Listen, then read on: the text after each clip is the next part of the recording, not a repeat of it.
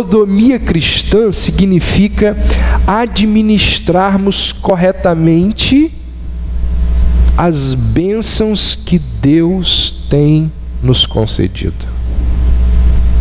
A sociedade na qual nós vivemos, ela nos disse, ela nos ensinou, ela colocou na nossa cabeça que o dinheiro de cada indivíduo é uma propriedade exclusiva dele. Ou seja, o dinheiro de Ulisses é de Ulisses e ninguém tem que dizer nada para ele o que ele pensa sobre a forma de gastar o dinheiro. O dinheiro de Alan faz o que ele bem entender com o dinheiro dele e ninguém tem nada a ver com isso. Então, na sociedade na qual nós vivemos, ela nos ensinou que o dinheiro de cada indivíduo é propriedade exclusiva dele e pronto, e acabou. Então, dessa maneira, cada pessoa faz com o dinheiro, com o seu dinheiro, no caso, o que ela bem entender. O dinheiro é dela. Ninguém venha dar palpite no que ela deve fazer com aquilo que ela conquistou, com o suor, com a capacidade, com a inteligência dela. Mas será que essa é a maneira como a Bíblia diz? Será que essa é a orientação das Escrituras acerca de como nós devemos usar o nosso dinheiro? Ou o dinheiro que no caso é de Deus e nós estamos administrando? Biblicamente, o dinheiro que nós possuímos não é nosso. Não é nosso. O dinheiro que você tem não é seu, ele é de Deus. Não é meu, o que eu tenho, não é seu, o que está com você, ele é de Deus. O que diz o texto que nós lemos? Teu é tudo, menos a minha conta bancária. Teu é tudo, menos o que eu ganho. Teu é tudo quanto há nos céus e na terra. Tudo vem de ti, e das tuas mãos te damos. Você quer ver uma coisa? Tem gente que mantém o seguinte discurso: olha, para eu chegar onde eu cheguei, eu dei duro na vida. Eu estudei, eu me especializei, eu fiquei noites em claro estudando, tive uma carreira fui muito profissional na minha carreira e tudo que eu tenho eu batalhei muito para ter. E quantos que assim como você estudaram, ficaram noites em claro estudando, batalharam, fizeram e aconteceram e nunca conseguiram aquilo que você conseguiu? Por que será? Porque tudo vem de ti. E Deus soberanamente decidiu dar a algumas coisas e a outros não. Mas essa é uma outra história. Mas o que eu quero enfatizar aqui é que tudo que temos, como cantamos, tudo que tenho, tudo que sou, vem de ti, Senhor. E a doutrina bíblica que nos ensina isso é uma doutrina chamada de mordomia cristã. Essa doutrina diz que o dinheiro considerado nosso, ele permanece sendo de Deus. Essa doutrina diz que nós recebemos dinheiro das mãos de Deus e, como bons mordomos, precisamos administrar aquela quantia de acordo com a vontade e os propósitos de Deus. O fato é que aquilo que temos, não o temos, administramos, porque não é nosso. Porque o mordomo, ele nunca é dono. O mordomo nunca é dono. Ele administra. E a Bíblia diz que nós estamos aqui como mordomos. E entender e acreditar e viver de acordo com esse princípio num mundo e numa sociedade capitalista como a nossa é muito difícil. A mordomia, diz a Bíblia, que ela nasceu no Éden. Quando Deus cria o jardim, coloca o homem no jardim e diz para o homem assim: administre tudo que está aqui no jardim. Dê nome. Quem denomina, manda. Você vai dar nome a todas as coisas, você vai administrar o jardim. A Bíblia, ela atribui ao mordomo uma posição de muita responsabilidade. Ele é a autoridade suprema depois do Senhor. Ele tem total responsabilidade por todas as posses do Senhor. No Salmo 8, o salmista diz assim: deste-lhe domínio sobre as obras da tua mão e sob seus pés tudo lhe puseste. Como mordomos das coisas de Deus, a Bíblia nos diz que nós devemos ser fiéis. 1 Coríntios 4 diz assim: ora, além disso, o que se requer dos despenseiros é que cada um deles seja encontrado fiel. Então o mordomo fiel, ele é responsável por aquilo que tem, seja muito, seja pouco. Ele é responsável por aquilo. Existe uma parábola contada por Jesus que ilustra esse princípio, essa verdade. A parábola dos talentos. Ela nos ensina que o importante não é aquilo que eu faria se eu tivesse R$1 milhão. O importante é aquilo que eu faço com os R$10 que eu possuo. Eu tenho que saber administrar aquilo que tenho.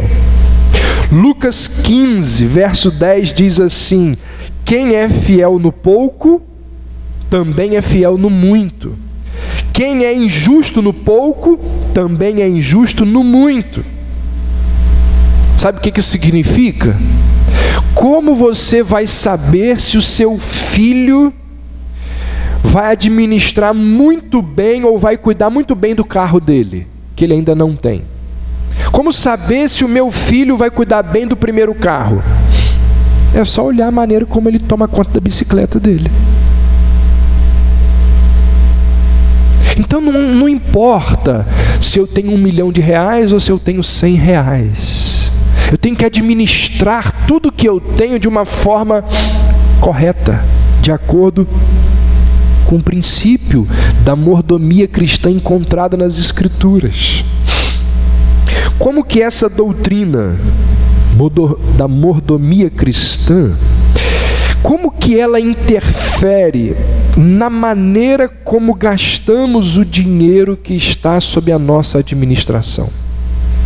Como que essa doutrina interfere na forma de você se portar naquele exato momento em que aquela porta abre e fecha do bulevar, abre e você entra?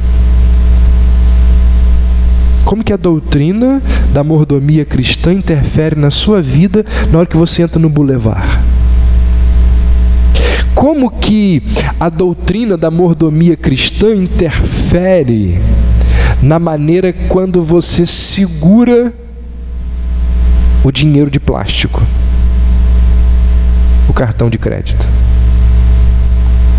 Como que a doutrina da mordomia cristã interfere nos seus dízimos, nas suas ofertas, nas contribuições que você dá ou deixa de dar para o reino de Deus?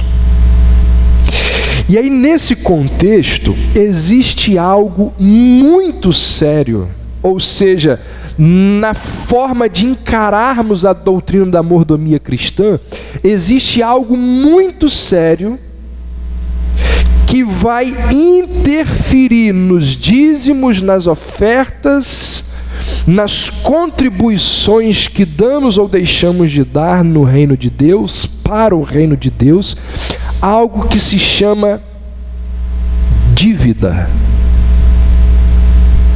Dívida.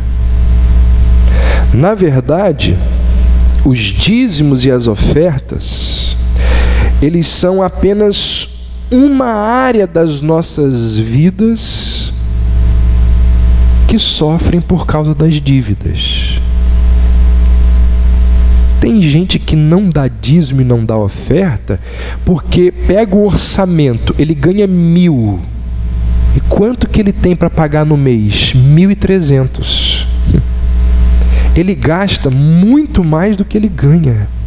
Ele tem dívidas, e ele não dá o dízimo, não dá a oferta por causa das dívidas. Está provado que as dívidas retiram o ânimo físico, inibe a criatividade, aumenta o estresse, contribui para a fadiga mental, física e emocional. Dívida prejudica os relacionamentos. Pesquisa de 2013, 56% de todos os divórcios é resultado de uma tensão financeira do lar ou no lar. Ou seja, para muitos casais, o voto de casamento mais adequado não deveria ser até que a morte nos separe. Deveria ser até que a dívida nos separe. Porque ambos possuem visões diferentes de como administrar e gastar o dinheiro. Gente, não tenha dúvida. Uma das formas, se não for a forma mais terrível de dominação do dinheiro, se chama dívida. E no mundo no qual nós vivemos, numa sociedade capitalista, o nome dívida, ele foi substituído por um nome mais bonito, mais atraente, menos impactante. O mundo capitalista transformou o nome dívida em crédito para consumo. Olha que bonito. Eu não tenho uma dívida, eu tenho um crédito para consumo. Foi aquilo que falei há pouco tempo aqui. Perguntaram para o Walt Disney se ele se considerava um homem de sucesso. Como que ele respondeu? Eu tenho uma dívida de $1 milhão. Isso é ser considerado um homem de sucesso. Por quê? Porque se eu, Davi, chegar numa instituição financeira e pedir $1 milhão de emprestado, aquela instituição financeira vai olhar a minha vida, olhar o meu emprego, analisar a minha renda e vai dizer assim: a gente não pode te emprestar $1 milhão. É muito arriscado emprestar $1 milhão para você. Mas para o Walt Disney a gente pode emprestar $1 milhão porque ele tem crédito, ele vai pagar. Então, no mundo no qual nós vivemos, a palavra dívida, ela foi substituída pela expressão crédito para consumo. Ou seja, os mercadores de ilusões, eles fizeram uma mágica. Para tirar o peso do pecado da dívida de cima de nós e transformá-lo numa virtude. Afinal de contas, quem não se orgulha de ter um bom crédito na praça? Quem não se orgulha? E aí nós vamos acumulando as nossas dívidas. Temos tantas dívidas pessoais que uma pessoa normal, ela foi descrita da seguinte forma, olha só. O que é uma pessoa normal? Alguém rodando em uma autoestrada financiada, dirigindo um carro financiado, abastecido com cartão de crédito, indo para uma loja comprar móveis, usando um plano de prestações para colocá-los em sua casa financiada. Percebeu isso? Vê se essa não é a realidade de muita gente. Alguém rodando numa autoestrada financiada,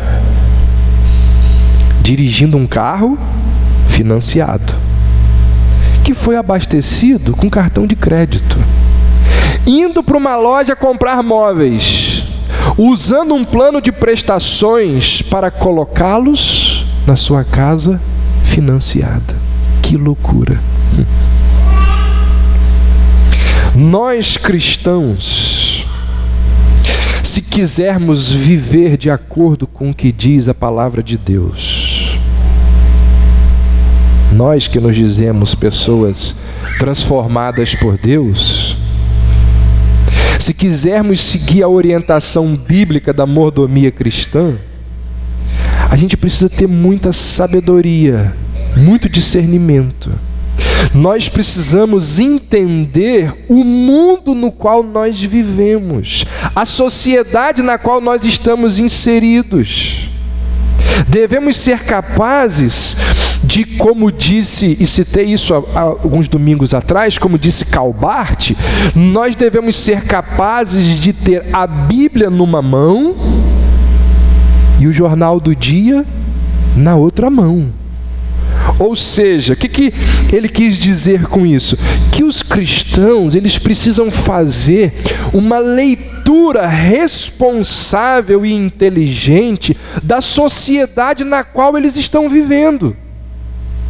Então nós devemos nos lembrar, e eu não vou ficar enfatizando, mas vou só lembrar porque eu já falei disso domingos passados, que a sociedade na qual nós vivemos, ela é estruturada de tal forma que todos nós somos estimulados a consumir o tempo todo.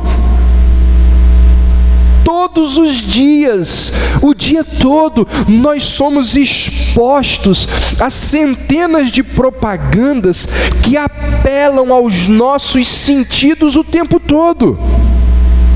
A propaganda, ela possui um poder, uma capacidade impressionante sobre nós seres humanos. Muitos se perguntam assim, como que Hitler, como que Mussolini, como que líderes totalitários foram capazes de levar uma nação inteira atrás deles, defendendo as ideologias totalitárias de uma elite biológica, de xenofobia. Como que isso foi possível? Sabe qual é a principal e a maior arma de um governo totalitário? A propaganda. Utilizam a propaganda para convencer os seres humanos de algo que até então eles não acreditavam. A propaganda. Mediante essa realidade da propaganda gerar em nós um sentimento ou um desejo que nós não tínhamos. Lembra do que eu falei aqui semana passada? Lembra do exemplo que eu dei aqui do presidente da Sony, aquele homem chamado Akio Morita? Uma vez alguém perguntou sobre um determinado produto que ele estava lançando. Perguntaram assim para ele, tem mercado para isso? Ele criou um produto, criou uma mercadoria para ser vendida, e aí alguém perguntou, tem mercado para isso? Ele disse, não tem mercado nenhum, mas eu faço o produto e depois eu crio o mercado. Ou seja, ele iria criar algo que as pessoas nem sabiam que tinham necessidade daquilo. Mas como que as pessoas iriam descobrir que tinham necessidade daquilo? Propaganda. Eu uso a propaganda para deixar as pessoas com desejo daquilo que até então elas nunca souberam que precisavam daquilo. E aí, gente, mediante essa realidade, quando a gente entra num shopping center, nós somos invadidos por uma das dúvidas mais angustiantes de um ser humano numa sociedade capitalista: necessidade ou desejo? Quando você olha uma mercadoria na vitrine, você devia se fazer essa pergunta: necessidade ou desejo? O que está acontecendo ali? A propaganda, ela tem a capacidade de nos deixar extremamente confusos quanto a essa questão. Quando você compra um determinado produto, você vai preencher uma necessidade, ou você está sendo levado a crer que aquilo é uma necessidade? Qual de nós, ao entrar num shopping, pensa consigo mesmo assim: bem, talvez você pense isso hoje, né, depois do culto aqui, mas será que domingo que vem você vai lembrar disso? Qual de nós, ao entrar num shopping, pensa assim: bem, como a doutrina da mordomia cristã deve interferir na minha atitude por esses corredores? Quem faz isso? Como será que neste momento Deus deseja que eu administre o dinheiro que eu tenho na minha carteira? Como será que Deus deseja que neste exato momento eu utilize o cartão de crédito que eu tenho na minha bolsa? Quem aqui tem uma atitude dessas no shopping? E então você percebe como que os valores cristãos, eles vão sendo abandonados. Você percebe como que os valores cristãos, eles estão a milhas de quilômetros das nossas vidas. Você percebe como que cristianismo é algo que não é prático nas nossas vidas. A gente canta aqui, ó: tudo entregarei. Para quem que a gente entrega? Irmãos, a Bíblia nos diz, que ceder à aparência, ceder ao apelo visual, isso pode gerar graves problemas nas nossas vidas. Abra aí, por favor, Provérbios 23.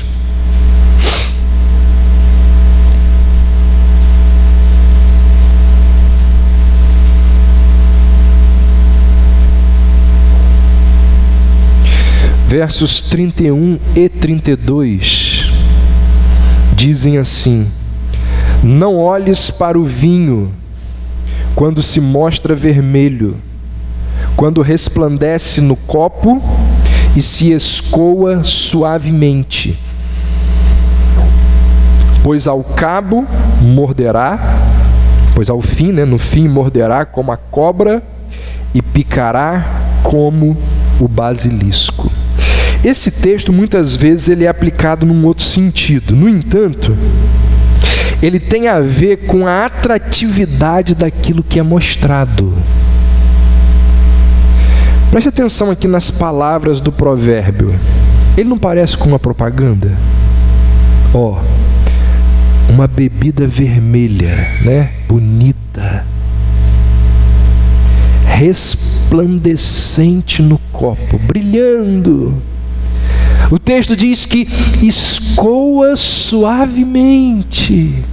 Você não consegue ver a propaganda aqui? O que o sábio está nos mostrando é o quê? É que a aparência nem sempre conta toda a história. A aparência, ela nos seduz a consumir o que está sendo anunciado. E aí o sábio diz: esse é o momento da reflexão, esse é o momento da ponderação. Refletir acerca do que precisamos pagar para obter aquilo.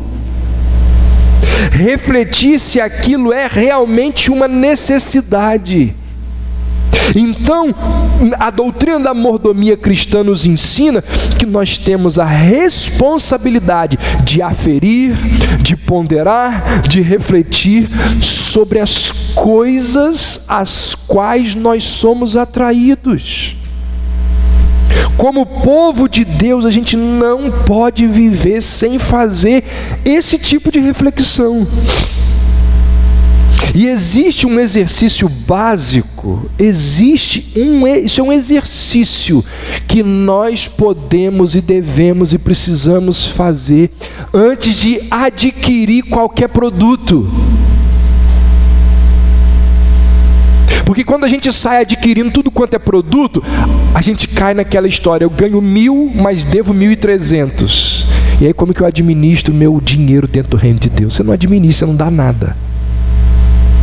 Então não existe um exercício básico que a gente pode fazer antes de comprar qualquer produto.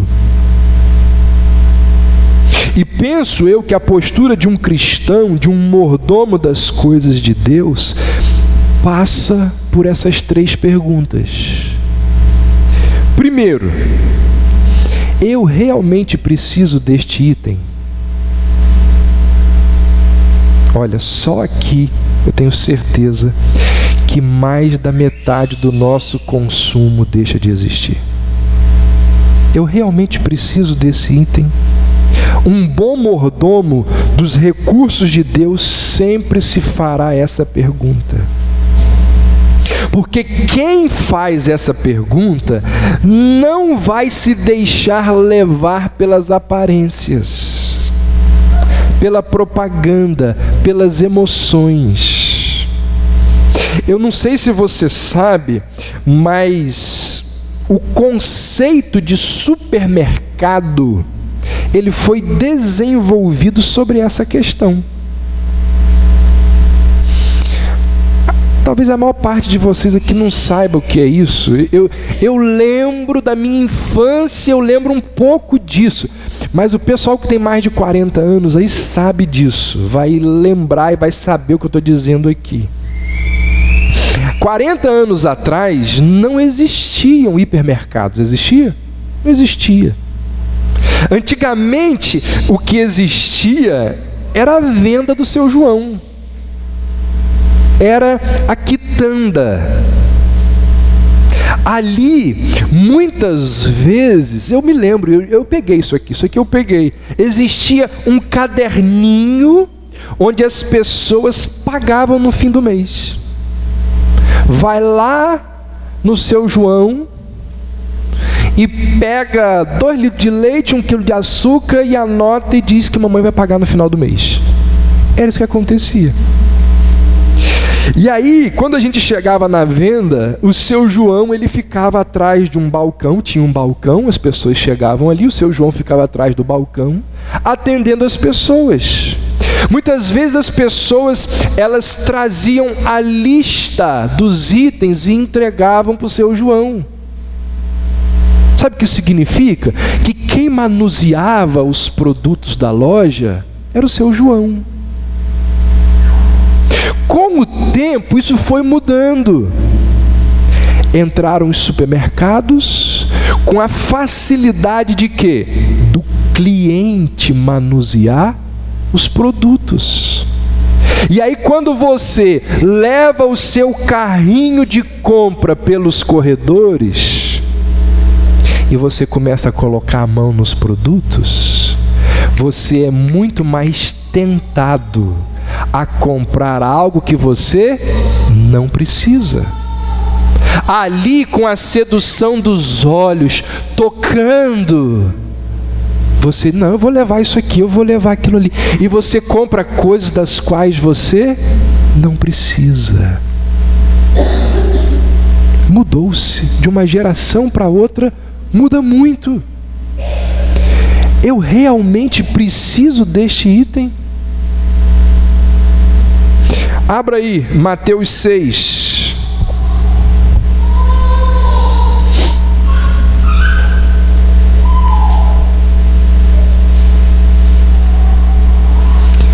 Verso 25 diz: não andeis ansiosos pela vossa vida, quanto ao que haveis de comer ou beber, nem pelo vosso corpo, quanto ao que haveis de vestir.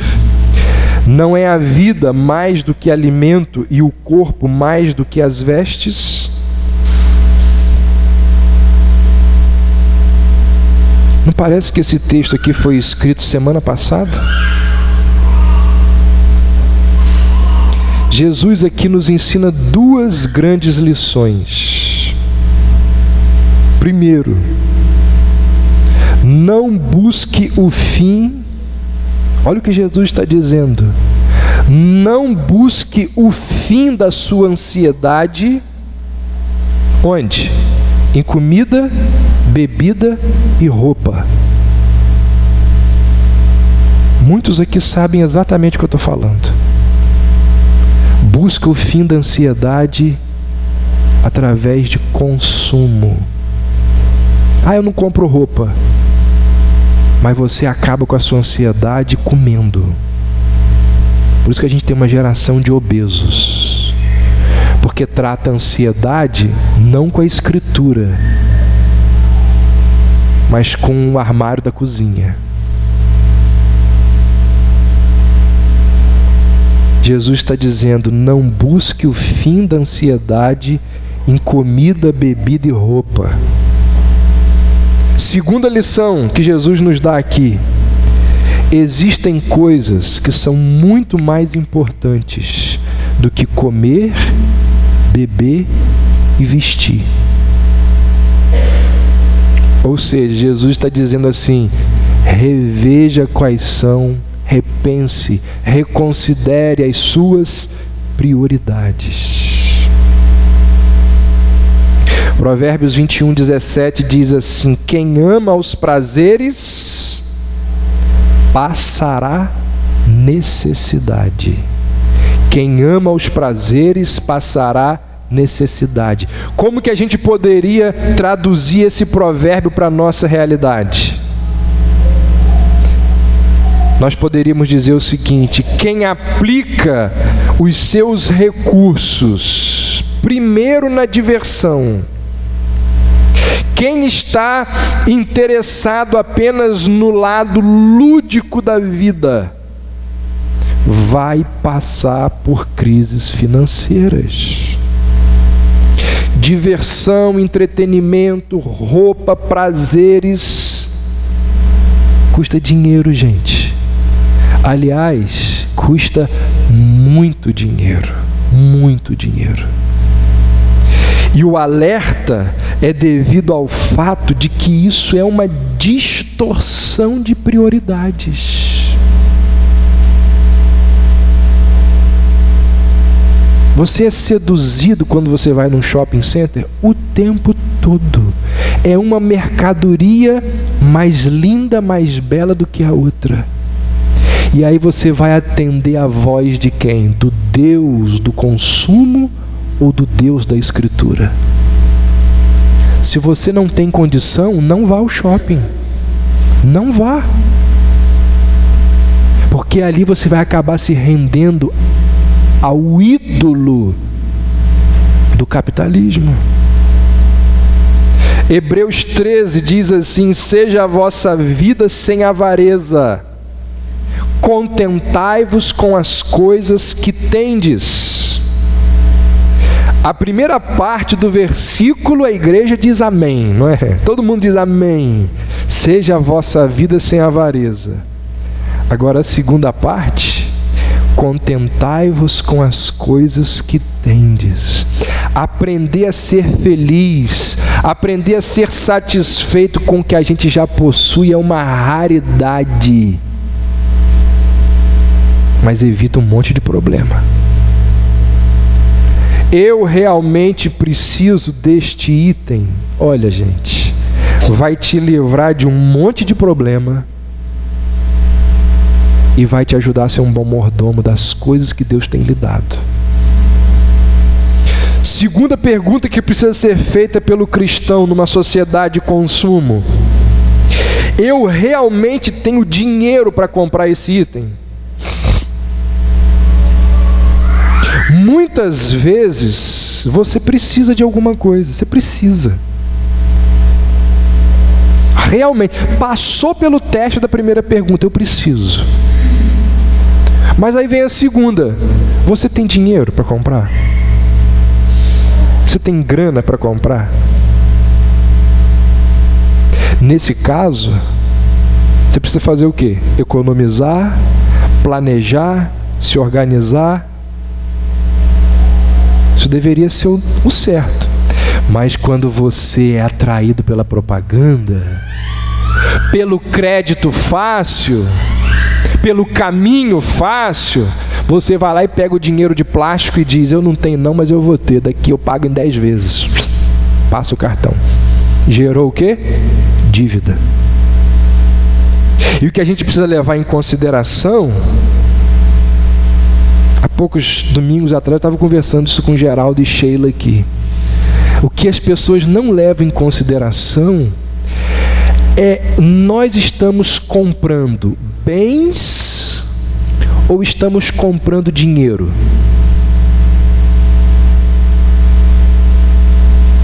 Porque a maior parte das pessoas compram dinheiro.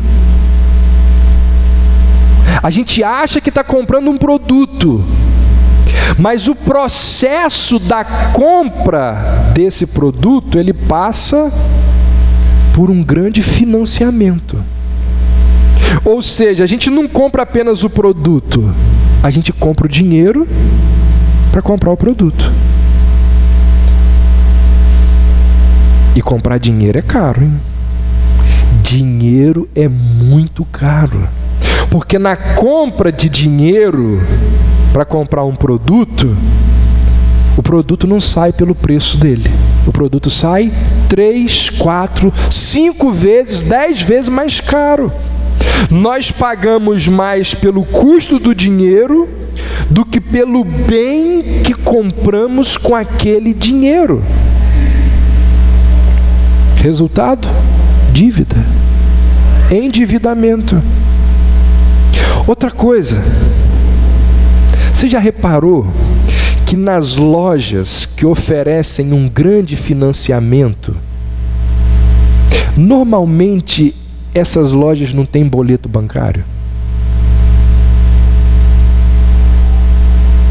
Pode pagar em 10 vezes, mas não tem boleto bancário. Você tem o quê? Um carnê. Esse carnê é pago aonde? Na própria loja. Ao efetuar o pagamento na loja, o que acontece? O consumidor está exposto a outros produtos que estão dentro daquela loja. E não por acaso o local de pagamento fica onde? Lá no finalzinho da loja. E não é por questão de segurança, porque muitas dessas lojas são dentro de shopping center. Porque quando você estiver indo pagar, você está sendo exposto a outros produtos dentro daquela loja, antes de chegar no caixa. E tem propagandas lá que dizem assim: você não precisa terminar de pagar o seu crédito para comprar outros produtos. Ou seja, as lojas, elas apelam o tempo inteiro, oferecem mais e mais produtos, mais e mais financiamentos. E quando alguém possui o dinheiro de plástico, as coisas ficam mais fáceis. Porque, gente, você sabe disso, você passa por essa experiência. O cartão de crédito, ele é indolor. Não dói, né? Você passa ali e a ferrada só vai vir daqui a um mês. Não dói.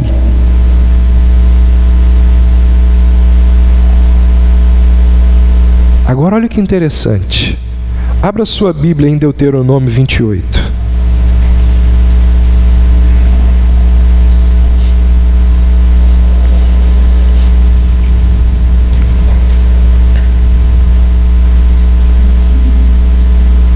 Olha o que diz o verso 12. o Senhor te abrirá o seu bom tesouro, o céu para dar chuva à tua terra no seu tempo e para abençoar toda a obra das tuas mãos. Emprestarás a muitas gentes, porém tu não tomarás emprestado.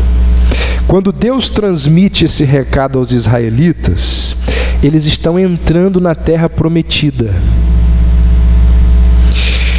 E o Senhor afirma, Deus promete àquele povo que eles seriam prósperos, a ponto de emprestar para as outras nações. Era uma promessa de Deus. Por outro lado, eles não deveriam apanhar nada emprestado com esse povo. Romanos 13:8 diz assim: a ninguém fiqueis devendo coisa alguma. Porque quando nós apanhamos algo emprestado com alguém, nós entramos numa zona de perigo. Financiamento é uma facilidade, mas não é necessariamente uma bênção. Financiamento pode ser uma grande fonte de problemas, porque você tem que pagar. Provérbios 22:7 diz assim: o rico domina sobre os pobres, e o que toma emprestado é servo do que empresta.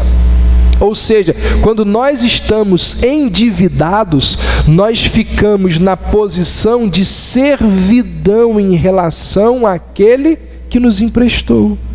Quanto mais devemos, mais servos nos tornamos.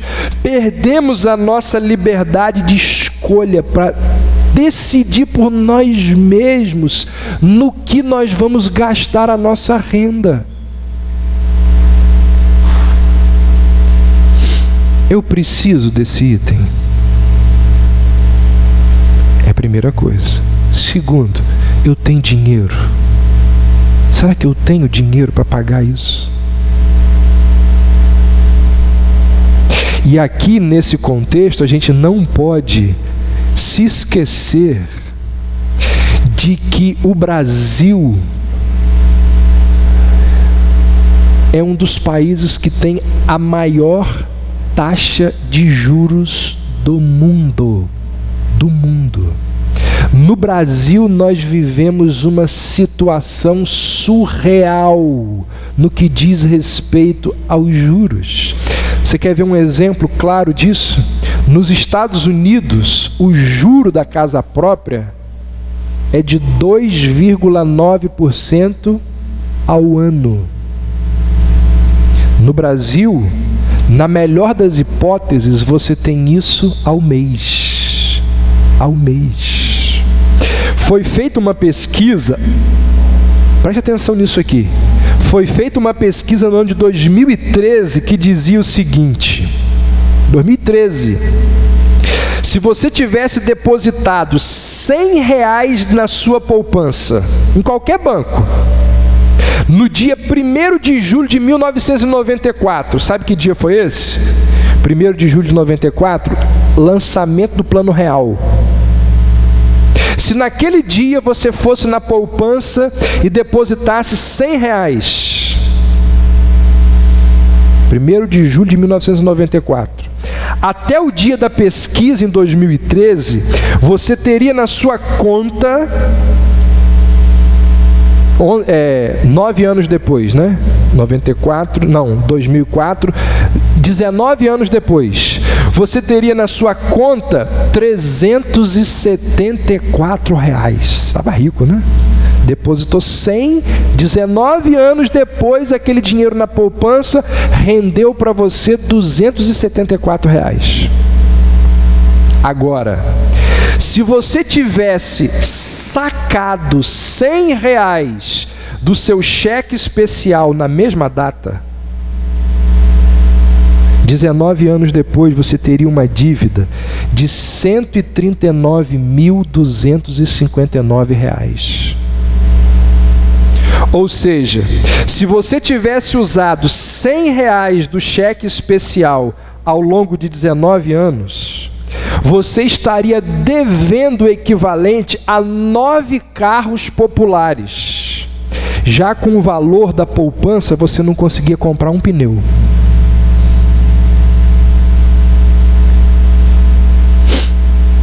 Será que você não consegue enxergar isso? Não é por acaso que em 2013, no ano em que essa pesquisa foi feita, o Bradesco teve em torno de 2 bilhões de reais de lucro líquido, somente no primeiro semestre de 2013, quando essa pesquisa foi feita. E a maior parte desse lucro vem da onde? Dos clientes que pagam juros ao banco. Irmãos, esse é o mundo no qual nós vivemos. Será que a gente não está ligado para essas coisas? Outro exemplo, coloque o seu dinheiro na poupança. Quanto que ele rende por mês? 0,5%, 0,6% ao mês. Fique no cheque especial nesse mesmo banco. Quanto que ele vai lhe cobrar de juro por mês? De 10 a 12% ao mês. Ou seja, isso tem um efeito multiplicador que não para nunca. Eu não preciso enfatizar essa questão, porque muitos de vocês sabem disso na prática, né? Infelizmente. Outro exemplo. As propagandas dizem assim: 10 vezes sem juros. Aí você tem o dinheiro e vai lá e tenta pagar à vista. Vê se eles vão te dar algum desconto. Vai te dar algum desconto? Por que não dá desconto? Porque o juro está embutido no preço.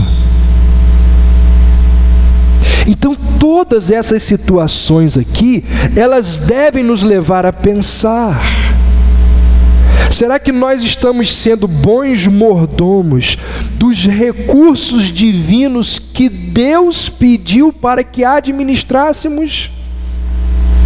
Realmente, você não vai dar dízimo, você não vai dar oferta. Por quê? Porque você está no cheque especial.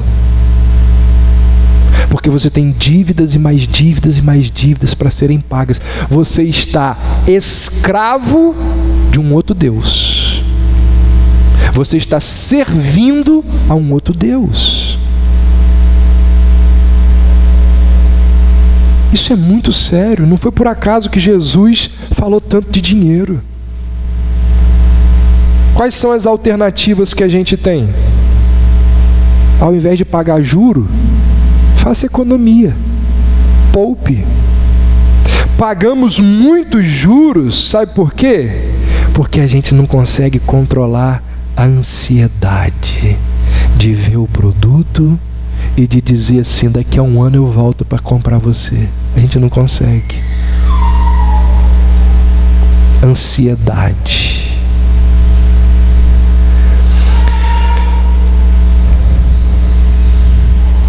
Abra aí Provérbios 13.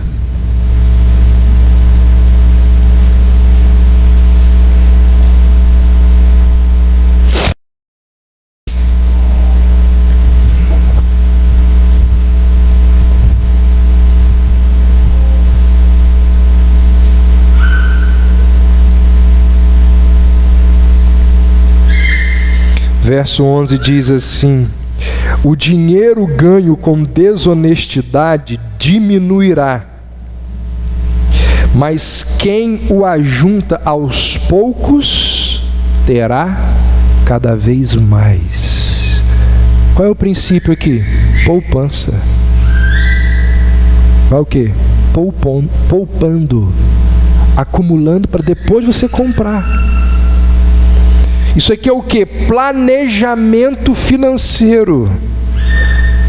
Lucas 14, 28 diz assim: pois qual de vós, pretendendo construir uma torre, não se assenta primeiro para calcular a despesa e verificar se tem os meios para o concluir? Você vai comprar um carro, você vai comprar uma casa, você tem certeza que você vai conseguir pagar? Tiago 4, 13 a 15 diz: atendei agora, vós que dizeis, hoje ou amanhã iremos para a cidade tal, e lá passaremos um ano e negociaremos e teremos lucros. Vós não sabeis o que sucederá amanhã, que é a vossa vida. Sois apenas como neblina que aparece por um instante e logo se dissipa. Em vez disso, devias dizer: se o Senhor quiser, não só viveremos, como também faremos isto ou aquilo. O que Tiago está nos lembrando? Errado não é planejar. Errado é planejar como se Deus não existisse. Errado é planejar como se nós fôssemos senhores dos nossos destinos. Então, os entendidos do assunto, eles dizem assim: façam duas listas.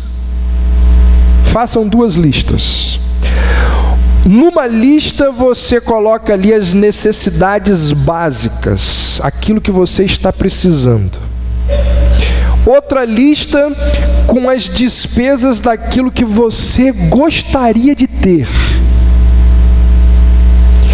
E na medida em que a gente coloca no papel, fica evidente aquilo que nós estamos precisando e aquilo que dá para esperar. Porque muitas vezes, até mesmo aquilo que a gente está precisando, vai ter que esperar. Vai ter que esperar. Eu preciso disso agora, ou tem como adiar? É a terceira pergunta. É a terceira pergunta que precisa ser feita. Mesmo sendo necessário, tem como prorrogar? Porque se a gente puder prorrogar, se a gente puder planejar e não cair na escravidão dos juros e das dívidas,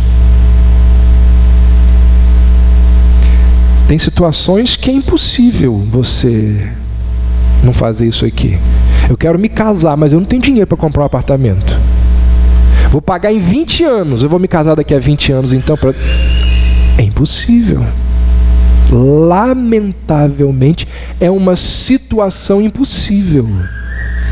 Mas existem outras situações que você pode se planejar. Então, gente, isso que eu queria dizer para vocês nessa manhã. Numa sociedade de consumo, essas três perguntas, elas podem evitar muita dor de cabeça. Elas podem nos auxiliar a controlar os nossos impulsos. Porque controlar os nossos impulsos é muito complicado, não é? É muito difícil. Os maridos que estão aqui sabem que eu vou falar. Controlar expulso de esposa e de filho é fácil? Exatamente. Controlar, eu ia falar essa também. Controlar impulso de marido é fácil? Por isso que tem divórcio, porque cada um quer fazer uma coisa diferente, impulsionado pelo momento. Muitos desentendimentos familiares surgem devido à visão diferente que os membros da casa possuem sobre a administração das finanças.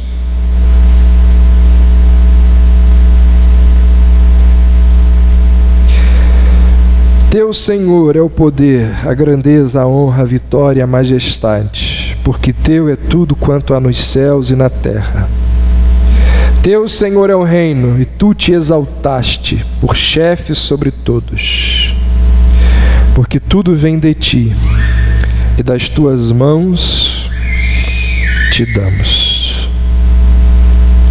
Alguém já disse que o dinheiro, ele é um bom servo e um péssimo patrão. O problema não é ter dinheiro, o problema é o dinheiro nos ter. O problema não é carregar dinheiro no bolso, é entesourar dinheiro no coração. Que Deus nos dê sabedoria, discernimento, nos dê, todos nós. Eu também estou incluso nisso. Você acha que eu não tenho dívida, não?